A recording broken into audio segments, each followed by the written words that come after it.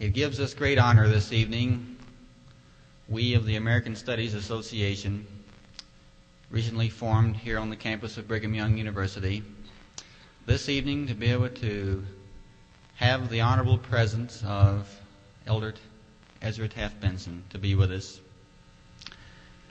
Many of us are quite familiar, I'm sure, with the activities of Brother Benson and his activities not only in the church but as a statesman in this nation.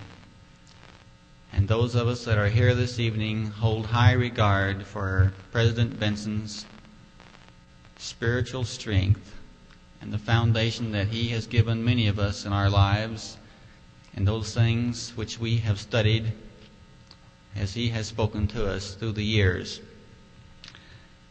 Brother Benson was born in Idaho back in 1899, and there he was the oldest of 11 children. And we find that when he was only about 14 years old, young Elder Benson, being the oldest son, was left to tend and manage his father's farm when his father was called to serve a mission for the church. And then later he went on to receive his education at the Utah Agricultural College and later at Brigham Young University, where he received his bachelor's degree. And later he went on to get his master's work at Iowa State University. And he also has served a mission for the church in the British Isles. And through the years, we find that Elder Benson's leadership abilities soon led to his selection as the Executive Secretary of the National Council of Farmer Cooperatives in Washington, D.C. And we find that not only has he served in this capacity in agriculture, but later on we find that he also has served faithfully in many church capacities, including that of being the president of the Boise Stake and later the Washington Stake. And then on July the 26th in 1943, we find that President Hubert J. Grant said to young Elder Benson, "You have been chosen to become the youngest apostle in the church." And he was at that time. And we find that a few years after this, about 9 years later, in 1952, General Eisenhower asked Elder Ezra Taft Benson to become the Secretary of Agriculture. And we find that Brother Benson, during the time that he served, during the 8 years of this administration, was noted for his ability to stand firm on his principles. And we know that now, having returned back to the Council of the 12 Apostles, Elder Benson has continued to be an outspoken advocate of the gospel and of the Constitution of these United States.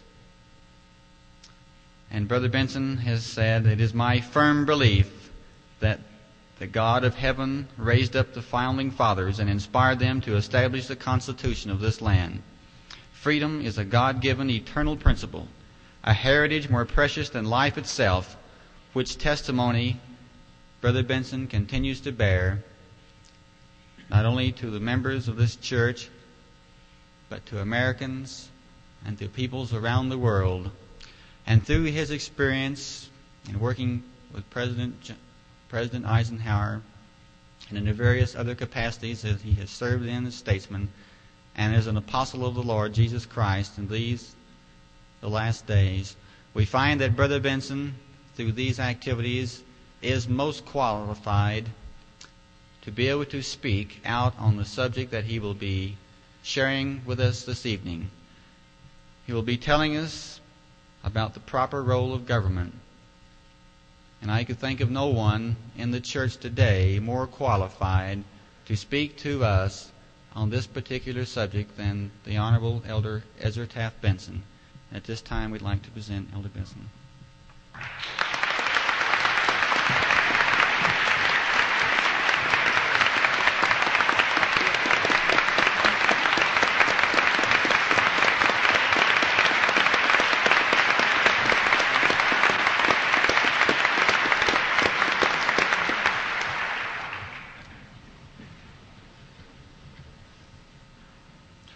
Mr. Fuqua, Mr. Chairman, distinguished platform guests, my fellow Americans. After that very generous introduction, which I appreciate very much, I had a rather humorous thought. I thought if I could just pass away now, a lot of fuss and bother could be avoided because my eulogy's already been said. Seriously, it is a signal honor, a very great pleasure, and a challenging responsibility to speak to this choice group tonight. Humbly and gratefully, I approach the important assignment. I am not here to tickle your ears, to entertain you. I shall speak to you frankly and honestly. Because of the nature of the message which I bring to you tonight, I have committed most of it to writing. And as has been said,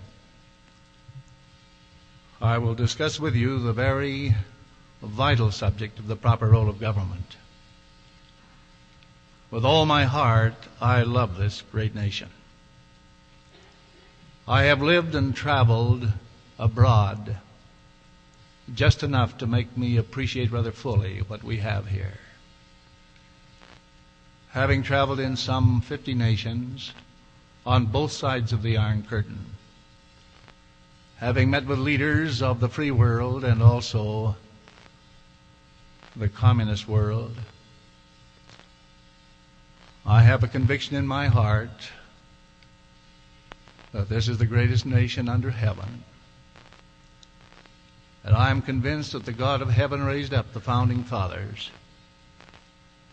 and established this land, this great country. This is not just another nation. This is not just one of the family of nations of the free world. This is a nation with a special mission to perform for liberty-loving people everywhere. With all my heart, I proclaim that this nation has a spiritual foundation and a prophetic history. And fortunate are we who hold citizenship in this blessed land. I stand before you tonight humbly grateful to God for the blessings we all enjoy as citizens of these free United States of America. I am grateful for our founding fathers who were raised up with the courage to give their lives, with the unselfishness to give their fortunes, and the vision to pledge their sacred honor in order to establish a new kind of government of their own choosing where men might be free. I'm additionally grateful that these founding fathers had the faith and humility to accept the divine inspiration so necessary in setting forth the Constitution as the foundation of their new republic. Men are often asked to express an opinion on a myriad of government proposals and projects. All too often answers seem to be based not upon solid principle, but upon the popularity of the specific government program in question. Seldom are men willing to oppose a popular program if they themselves wish to be popular, especially if they seek public office. Such an approach to vital political questions of the day can only lead to public confusion and legislative chaos. Decisions of this nature should be based upon and measured against certain basic principles regarding the proper role of government. If principles are correct, then they can be applied to any specific proposal with confidence. Unlike the political opportunist, the true statesman values principle above popularity and works to create popularity for those political principles which are wise and just. I should like to outline tonight in clear, concise, and straightforward terms the political principles to which I subscribe. These are the guidelines which determine now and in the future my attitudes and actions toward all domestic proposals and projects of government. These are the principles which, in my opinion, proclaim the proper role of government as envisioned by the Founding Fathers in the domestic affairs of the nation. It is generally agreed that the most important single function of government is to secure the rights and freedoms of individual citizens. But what are those rights? And what is their source? Until these questions are answered, there is little likelihood that we can correctly determine how government can best secure them. Let us first consider the origin of those freedoms we have come to know as human rights. Rights are either God-given as part of the divine plan, or they are granted by government as part of the political plan. Reason, necessity, tradition, and religious convictions all lead me to accept the divine origin of these rights. If we accept the premise that human rights are granted by government, then we must be willing to accept the corollary that they can be denied by government. I shall never accept that premise. I support the doctrine of separation of church and state as traditionally interpreted to prohibit the establishment of an official national religion. But this does not mean that we should divorce government from any formal recognition of God. To do so strikes a potentially fatal blow at the concept of the divine origin of our rights and unlocks the door for an easy entry of future tyranny. If Americans should ever come to believe that their rights and freedoms are instituted among men by politicians and bureaucrats, then they will no longer carry the proud inheritance of their forefathers, but will grovel before their masters seeking favors and dispensations, a throwback to the feudal system of the Dark Ages. We must ever keep in mind the inspired words of Thomas Jefferson as found in the Declaration of Independence, with which I'm sure you're all familiar. We hold these truths to be self-evident, that all men are created equal, that they are endowed by their Creator with certain unalienable rights, that among these are life, liberty, and the pursuit of happiness, that to secure these rights, governments are instituted among men, deriving their just powers from the consent of the governed. Since God created man with certain unalienable rights, and man in turn created government to help secure and safeguard those rights, it follows that man is superior to the creature which he created. Man is superior to government and should remain master over it, not the other way around. Even the non-believer can appreciate the logic of this relationship. A government is nothing more or less than a relatively small group of citizens who have been hired, in a sense, by the rest of us to perform certain functions and discharge certain responsibilities which have been authorized. The government itself has no innate power or privilege to do anything. Its only source of authority and power is from the people who created it. Keep in mind that the people who have created their government can give to that government only such powers as they themselves have. They cannot give that which they do not possess. What powers properly belong to each and every person in the absence of and prior to the establishment of any organized governmental form? A hypothetical question? Yes, indeed. But it is a question which is vital to an understanding of the principles which underlie the proper function of government. This is discussed somewhat in section 134 of the Doctrine and Covenants. In a primitive state, there is no doubt that each man would be justified in using force, if necessary, to defend himself against physical harm, against theft of the fruits of his labor, and against enslavement by another.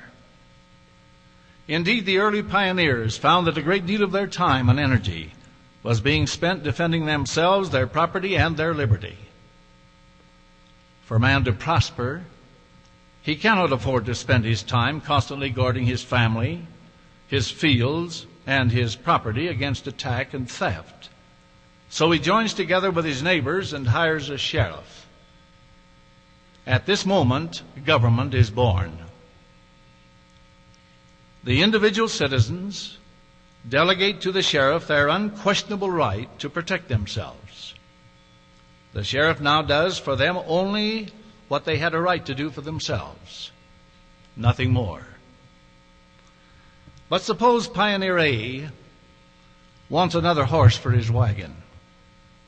He doesn't have the money to buy one, but since Pioneer B has an extra horse, he decides that he is entitled to share his neighbor's good fortune.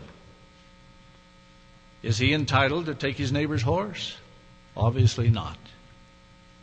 If his neighbor wishes to give it or lend it, that is another question.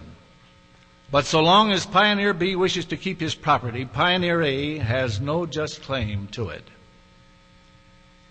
If A has no proper power to take B's property, can he delegate any such power to the sheriff? No. Even if everyone in the community desires that B give his extra horse to A, they have no right individually or collectively to force him to do it. They cannot delegate a power they themselves do not have. The proper function of government is limited only to those spheres of activity within which the individual citizen has the right to act.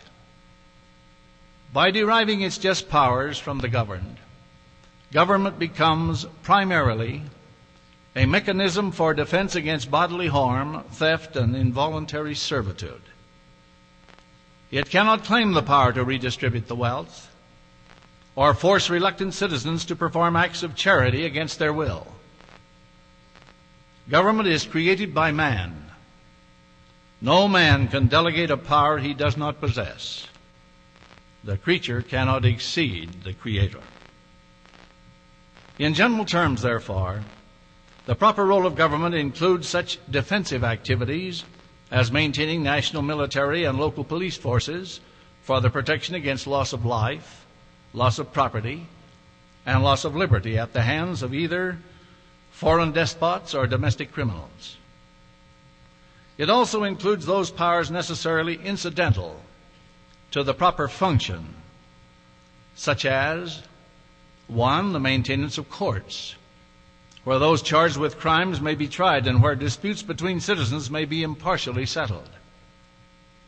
2. The establishment of a monetary system and a standard of weights and measures, so that courts may render money judgments, taxing authorities may levy taxes, and citizens may have a uniform standard to use in their business dealings. If it were up to me as an individual to punish my neighbor for violating a given law, would it offend my conscience to do so? Since my conscience will never permit me to physically punish my fellow man unless he has done something evil, or unless he has failed to do something which I have a moral right to require him to do, I will never knowingly authorize my agent, the government, to do this on my behalf. When I give my consent to the adoption of a law, I specifically instruct the police, the government, to take either the life, liberty, or property of anyone who disobeys that law. Furthermore, I tell them that if anyone resists the enforcement of the law, they are to use any means necessary, yes, even jail or death, to overcome such resistance. These are extreme measures, but unless laws are enforced, anarchy results. We Americans should recognize that government is no plaything. It is an instrument of force. And unless our conscience is clear that we would not hesitate to put a man to death or to put him in jail or forcibly deprive him of his property for failing to obey a given law, we should oppose that law. The Constitution of the United States, an inspired document, is a solemn agreement between the citizens of this nation which every officer of government is under a sacred duty to obey. The Constitution provides that the great bulk of the legitimate activities of government are to be carried out at the state or local level. This is the only way in which the principle of self-government can be made effective. The smallest or lowest level that can possibly undertake the task is the one that should do so. Only if no smaller unit can possibly do the job should the federal government be considered.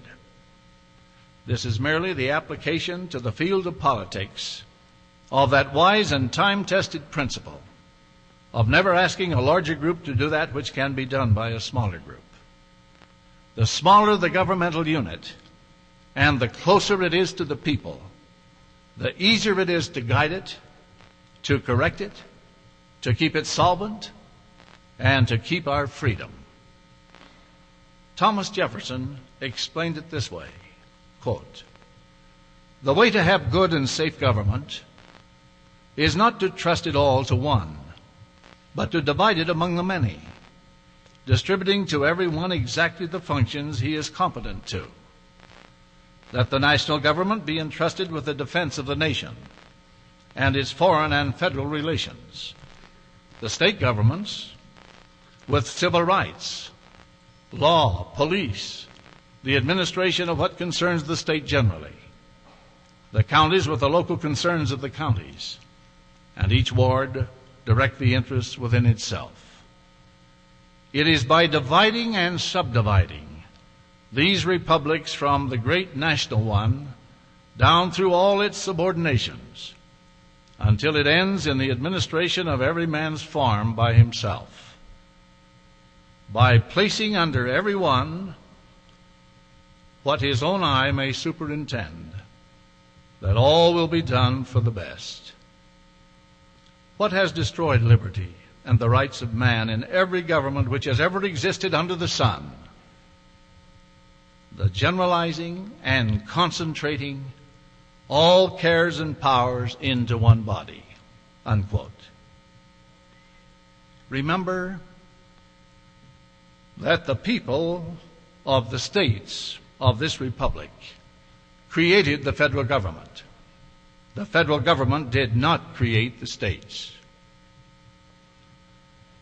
A category of government activity which not only requires the closest scrutiny, but which also poses a grave danger to our continued freedom, is the activity not within the proper sphere of government. No one has the authority to grant such powers as welfare programs, schemes for redistributing the wealth, and activities which coerce people into acting in accordance with a prescribed code of social planning. There is one simple test. Do I, as an individual, have a right to use force upon my neighbor to accomplish this goal? If I do, then I may delegate that power to my government to exercise on my behalf.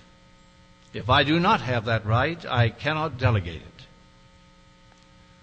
There are times when this principle of the proper role of government is most annoying and inconvenient. If I could only force the ignorant to provide for themselves, or the selfish to be generous with their wealth. But if we permit government to manufacture its own authority and to create self-proclaimed powers, not delegated to it by the people, then the creature exceeds the creator and becomes master. Who is to say this far and no farther? What clear principle will stay the hand of government from reaching farther and yet farther into our daily lives? Grover Cleveland said that though the people support the government should not support the people.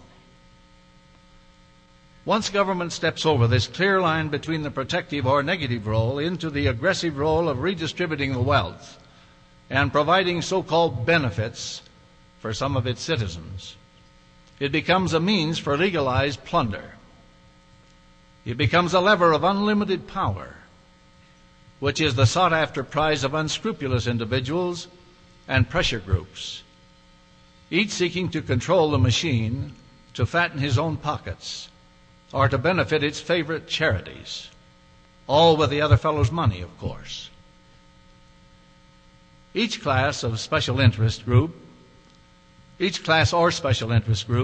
competes with the others to throw the lever of government power in its favor, or at least to immunize itself against the effects of a previous thrust.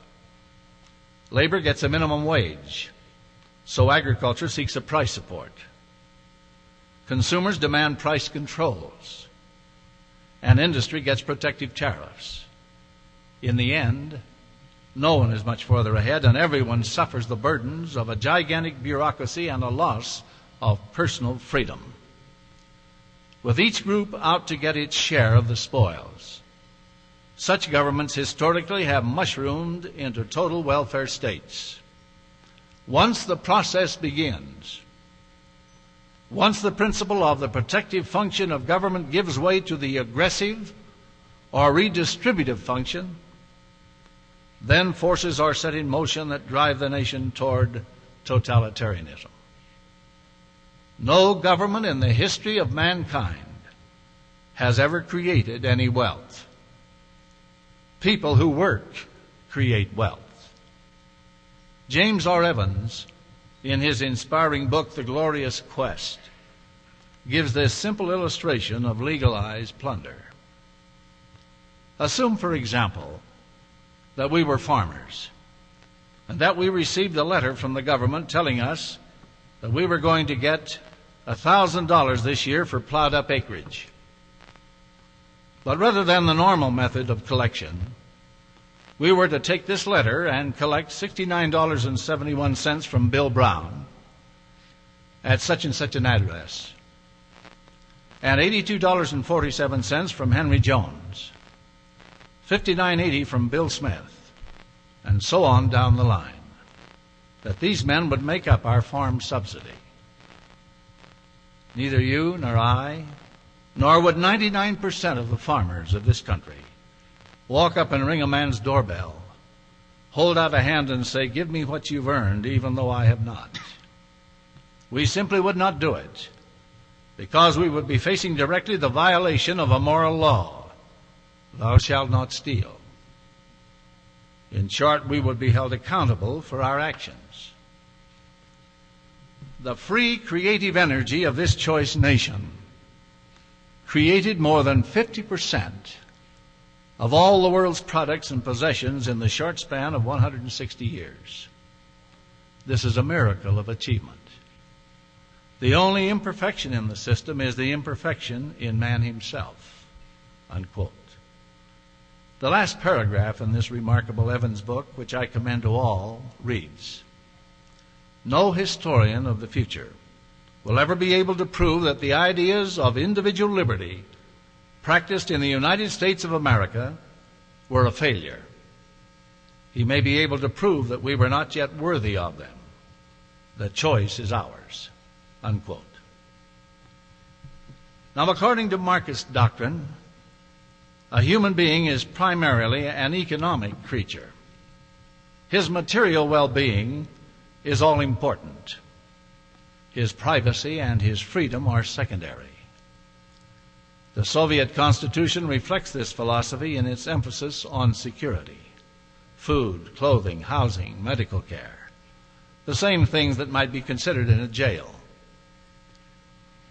The basic concept is that the government has full responsibility for the welfare of the people, and in order to discharge that responsibility, must assume control of all of its activities. It is significant that in actuality, the Russian people have few of the rights supposedly guaranteed to them in their constitution, while the American people have them in abundance, even though they are not guaranteed. The reason is that material gain and economic security simply cannot be guaranteed by any government. They are the result and reward of hard work and industrious production. Unless the people bake one loaf of bread for each citizen, the government cannot guarantee that each will have one loaf to eat. Constitutions can be written, laws can be passed, and imperial decrees can be issued. But unless the bread is produced, it can never be distributed. Why then do Americans bake more bread, manufacture more shoes, and assemble more TV sets than Russians do? They do so precisely because our government does not guarantee these things. If it did, there would be so many accompanying taxes, controls, and regulations and political manipulations that the productive genius that is America's would soon be reduced to the floundering level of waste and inefficiency now found behind the Iron Curtain. And I've seen it with my own eyes in several countries. The principle behind this American philosophy can be reduced to a rather simple formula, and one that we should never forget.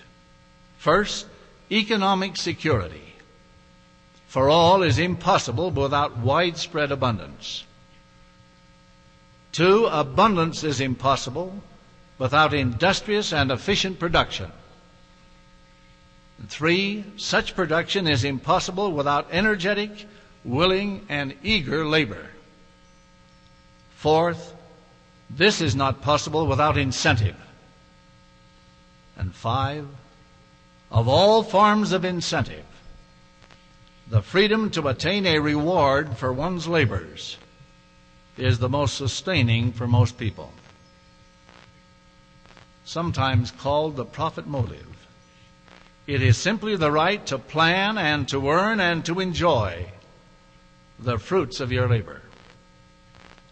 Sixth, this profit motive diminishes as government controls, regulations, and taxes increase to deny the fruits of success to those who produce.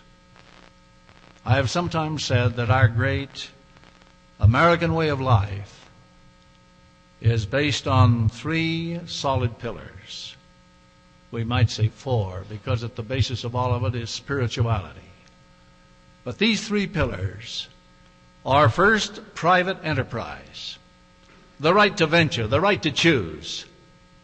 Two, private property, the right to own.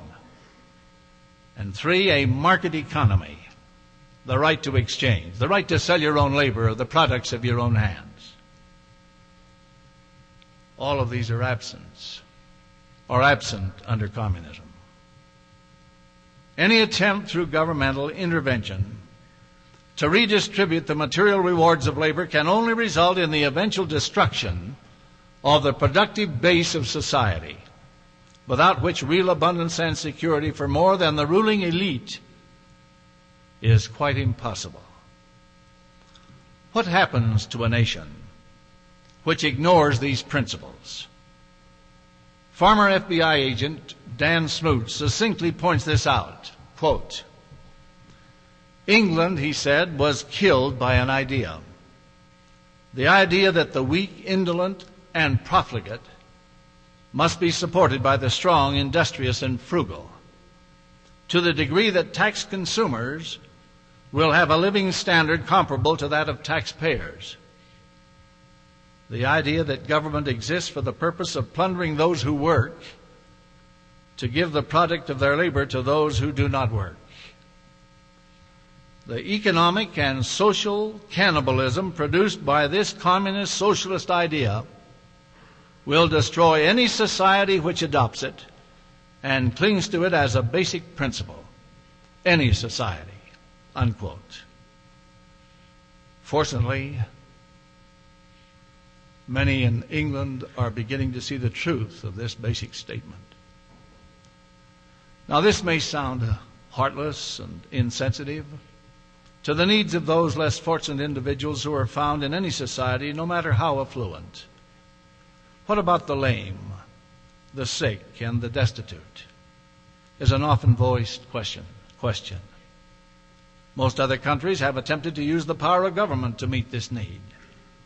Yet in every case, the improvement has been marginal at best, and has in the long run created more misery, more poverty, and certainly less freedom than when government first stepped in.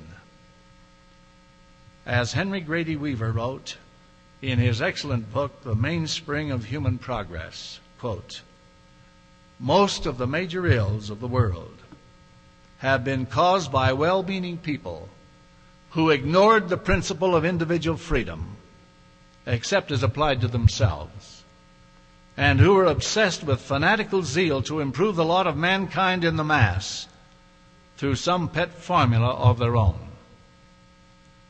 The harm done by ordinary criminals, murderers, gangsters, and thieves is negligible in comparison with the agony inflicted upon human beings by the professional do-gooders who attempt to set themselves up as gods on earth and who would ruthlessly force their views on all others with the abiding assurance that the end justifies the means, unquote.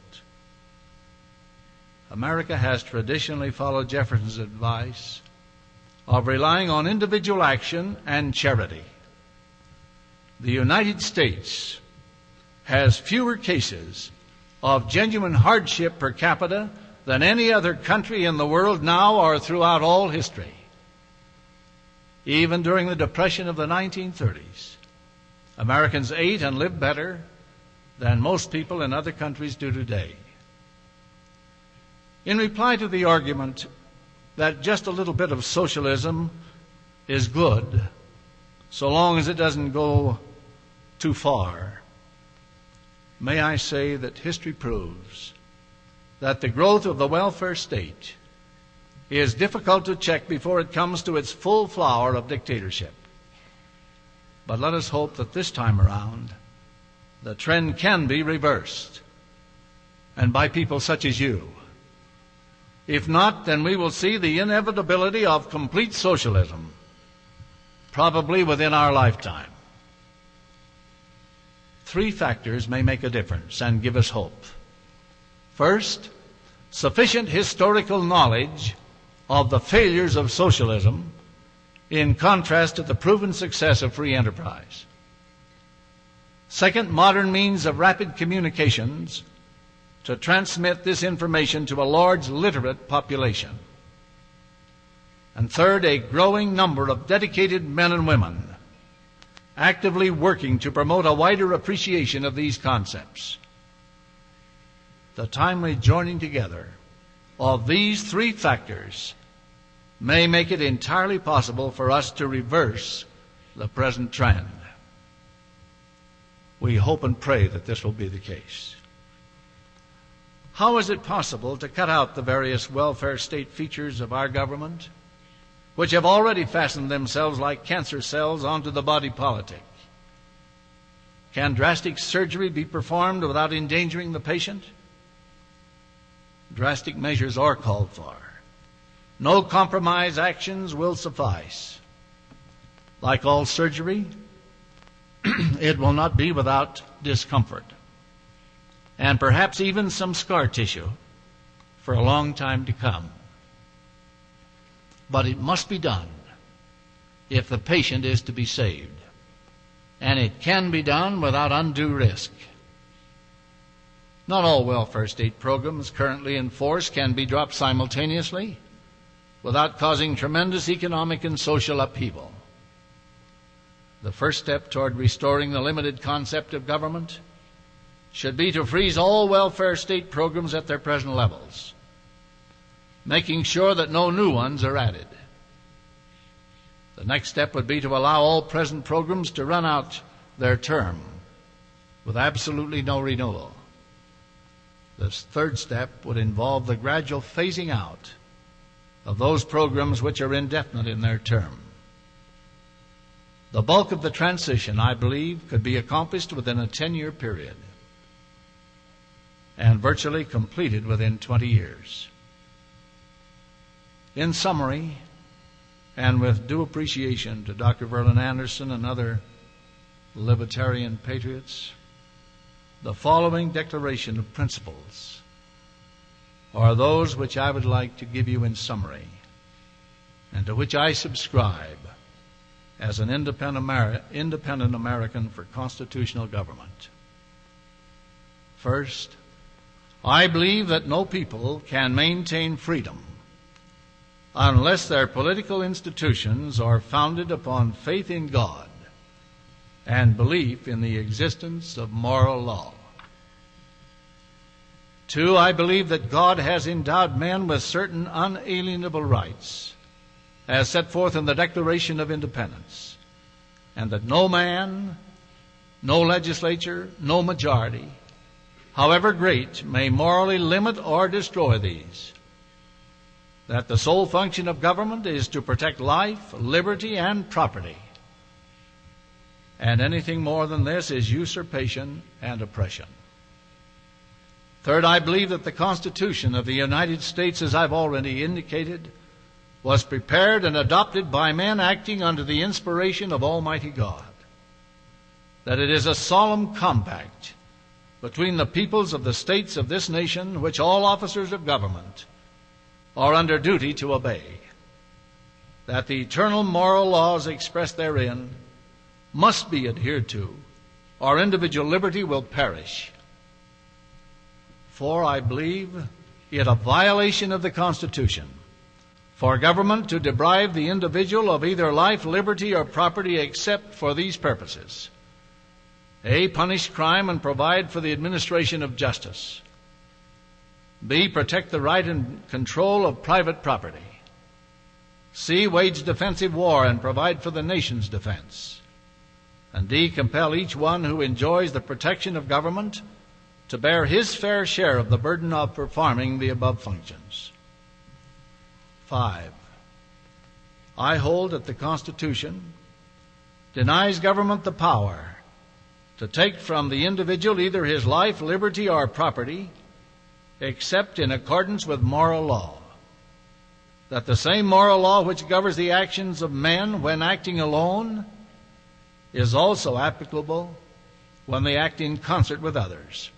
That no citizen or group of citizens has any right to direct their agent, the government, to perform any act which would be evil or offensive to the conscience if the individual were performing the act himself outside the framework of government. 6, I am hereby resolved that under no circumstances shall the freedoms guaranteed by the Bill of Rights be infringed. In particular, I am opposed to any attempt on the part of the federal government to deny the people their right to bear arms, to worship and pray when and where they choose, or to own and control private property. 7, I consider ourselves at war with international communism, which is committed to the destruction of our government, our right of property, and our freedom. That it is treason, as defined by the Constitution, to give aid and comfort to this implacable enemy. 8, I am unalterably opposed to socialism, either in whole or in part, and regarded as an unconstitutional usurpation of power and a denial of the right of private property for government to own or operate the means of producing and distributing goods and services in competition with private enterprise, or to regiment owners in the legitimate use of private property. 9, I maintain that every person who enjoys the protection of his life, liberty, and property should bear his fair share of the cost of government in providing that protection, and that the elementary principles of justice set forth in the Constitution demand that all taxes imposed be uniform, and that each person's property or income be taxed at the same rate.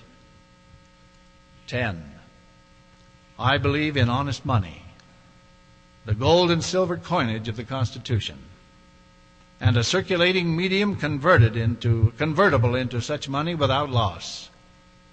I regard it as a flagrant violation of the explicit provisions of the Constitution for the federal government to make it a criminal offense to use gold or silver coin as legal tender or to issue irredeemable paper money.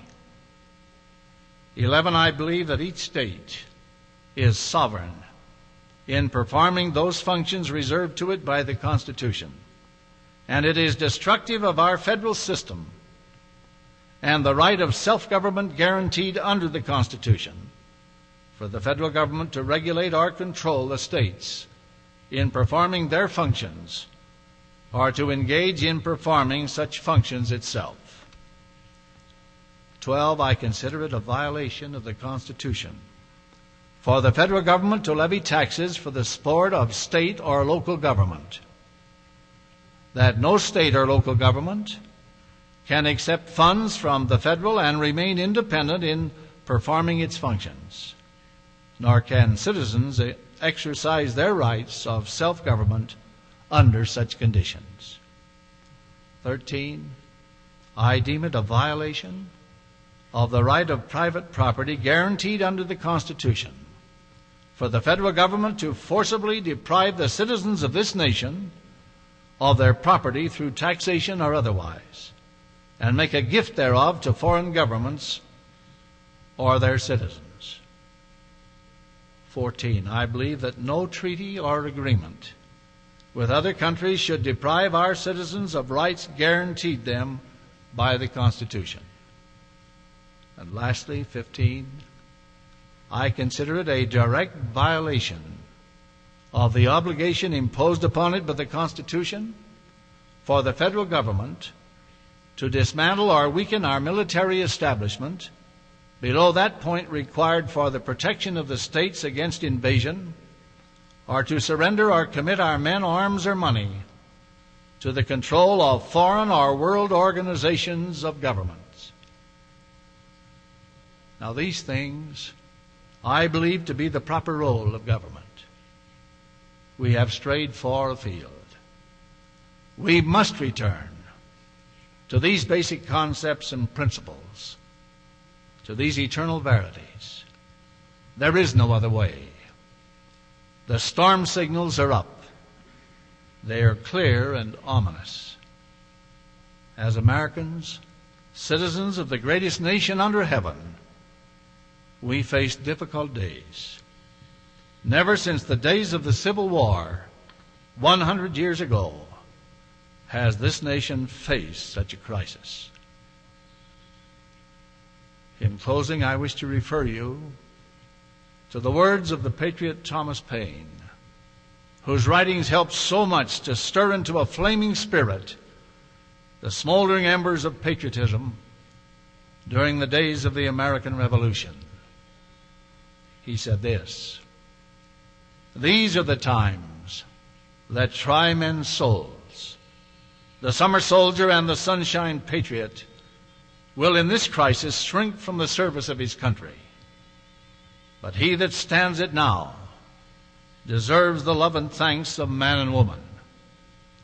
Tyranny, like hell, is not easily conquered. Yet we have this consolation with us, that the harder the conflict, the more glorious the triumph. What we obtain too cheap, we esteem too lightly. 'Tis dearness only that gives everything its value.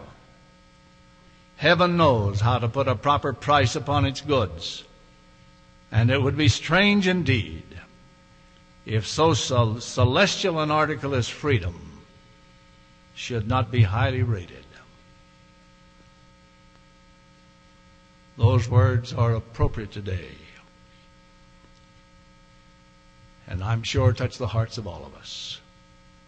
That spirit is needed as it was needed then, and it is heartening to see a group of young men and women upon whom the responsibility will rest taking an interest in these vital issues. I intend to keep fighting. My personal attitude is one of resolution, not resignation. I have faith in the American people when they have the facts. I pray that we will refrain from doing anything further that will jeopardize in any manner our priceless heritage. This is a choice land. If we live and work so as to enjoy the approbation of a divine providence, we cannot fail. Without that help, without adhering to these basic concepts, we cannot long endure. As true Americans, let us put our courage to the test, to be firm in the conviction that our cause is just, to reaffirm our faith in all things for which true Americans have always stood. Let all Americans arouse themselves and stay aroused. We must not make any further concessions to socialistic communism at home or abroad. We do not need to. We should oppose these evil forces from our position of strength, for we are not weak. There is much work to be done. The time is short. Let us begin in earnest now. And may God bless our efforts, I humbly pray. Thank you very much.